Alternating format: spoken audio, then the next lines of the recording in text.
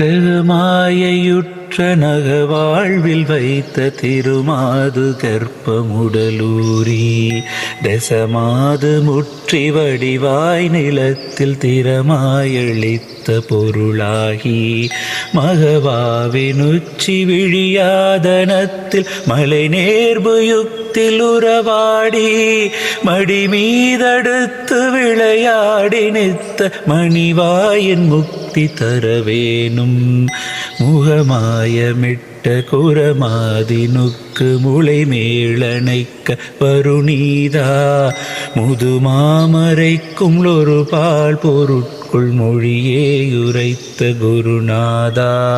தகையாதெனக்கு நடி காண வைத்த தனியேரகத்தின் முருகோனே